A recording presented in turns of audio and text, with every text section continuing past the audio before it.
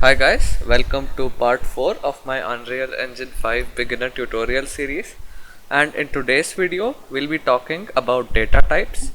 Today we'll be talking about int as well as float and about their implementation both in blueprints as well as C++.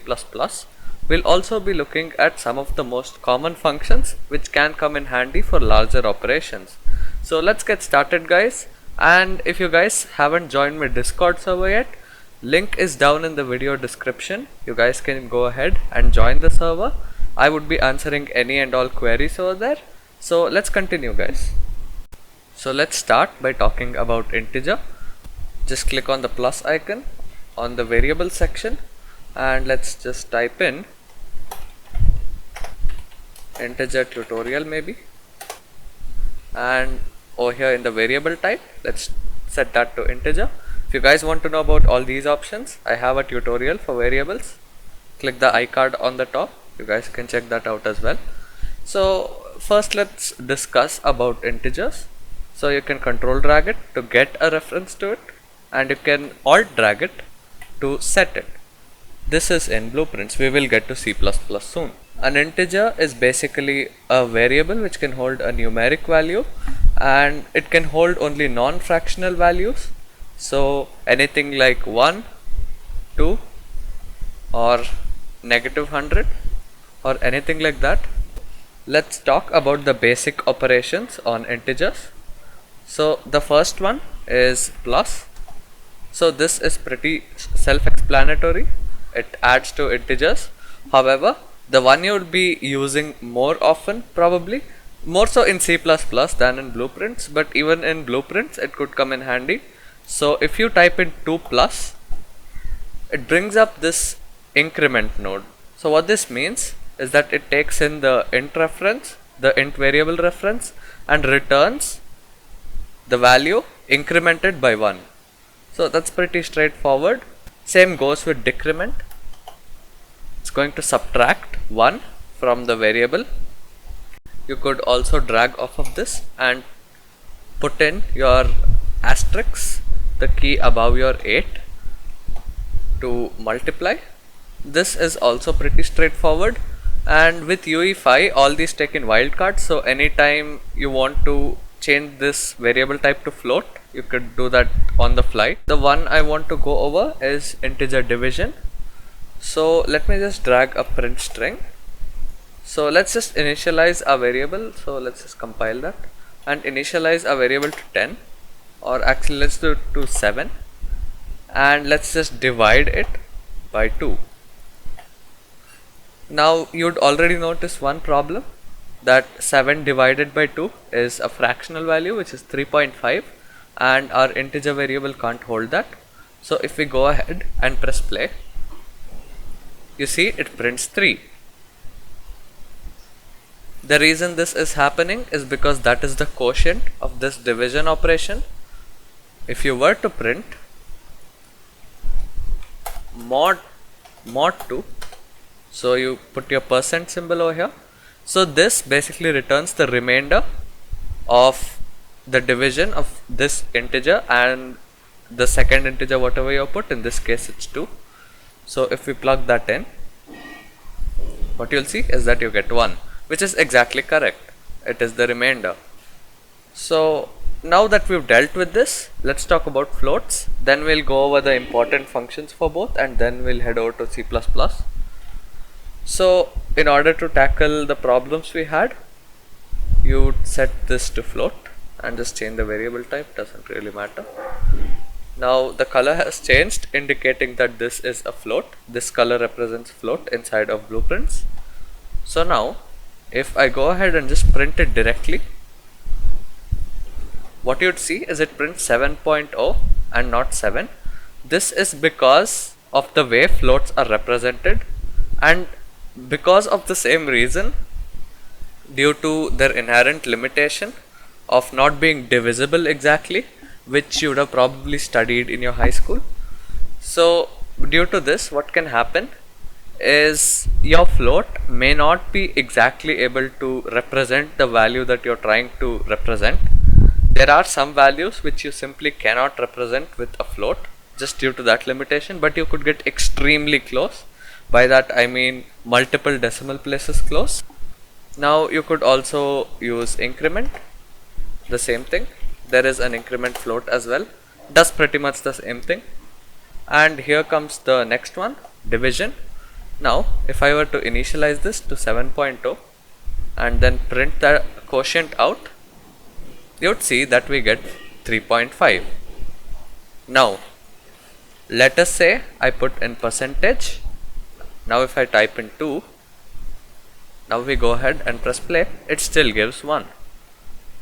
This is because it is still printing the remainder. Now let us say we put in 3.2, it is going to print out 0.6. So this is basically pretty much how mod works. It's just the remainder. Okay guys, so these are the functions which you generally use with integers and floats. The integer versions for most of these are available, except some of these like clamp and map range clamp. Minimum, maximum, max of int array and things like that are available, and even compare int. This is a macro. So truncate basically ignores the fractional part in this number. So let's say I type in 7.32, and if I plug that in, and again I'll just print the string, flip my fingers there. Then if I go ahead and press play, it's going to type in 7. This is because it just ignored the 0.32. However, if you use round, let's say I type in 7.8 actually, then I press play, it's going to print 7 again. It just ignored the decimal part there. Now if I go ahead and print with round, what it does is it prints 8. So basically if it's greater than 0.5, the fractional part, it's going to print the next integer. Otherwise it's going to print the previous integer. So pretty straightforward stuff there. Then next we'll go over fraction. So again this pretty much does the same thing, except that you would generally use this along with truncate. So now if I go ahead and press play, it's going to print 0.8, which was the fractional part of our number. So basically if this value is out of bounds, that is if it's less than the minimum value or if it's greater than the maximum value, it is going to set itself to the corresponding extreme.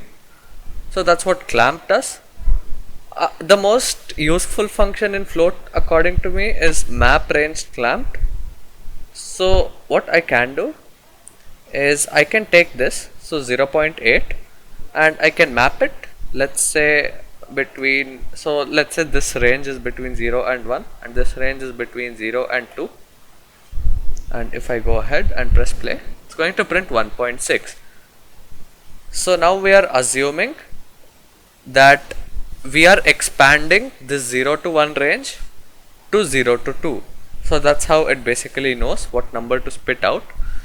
So if I were to scale the whole range 0 to 1 2 times, I would get 1.6 as the result. Min and max basically give out the minimum and maximum value among the values given here. Now compare float is a bit different. So if I go ahead and input 10 and compare it with 100, and if I go ahead and print strings on all of these three, so let's just type this as greater than, this as double equal to, and this as less than, you'd notice that it prints less than because 10 is less than 100. Log and log to the base e are also pretty straightforward. So you could just use log for everything. For the base you could just use 2.7, or I've just approximated that, but you could take a more accurate value. So e to the power 2.31 is going to be 10 approximately. So that's basically what it does. And the next ones are trigonometric functions. These are useful for vector multiplication and things like that. Then we have absolute and max of float array. So we'll be discussing about this once we talk about arrays as well as in the future videos. Square sqrt just returns the square root. So you can just type in square root, so it's gonna pop up.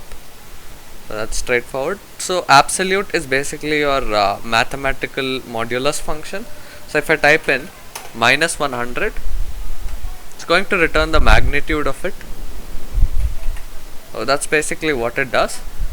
So now let's look at their C++ implementation and then head further. Okay guys, so now we are inside the C++ file.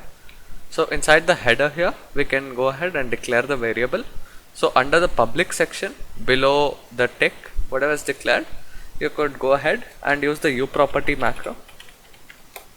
So what this will allow us to do is it'll take in some specifiers which we can use to actually expose this variable to blueprints. So blueprint read write. You could also use blueprint read only, which will not allow you to edit this in the derived classes. So let's just type in int rint maybe something, and yeah guys, that's basically it. You could initialize a value, let's say is equal to 10 maybe, and we could also declare a float. So uProperty, you can just copy that over, blueprint read write. Sorry guys, I accidentally clicked on that. Okay, so float rfloat 10, and once that's done, we could go ahead and compile that by pressing build. Yeah guys, and I'd left a equal to sign over here, and we could just type in 0.0. And now if we go ahead and open up our event test, which we did parent last time, so make sure it's parented to cpp test.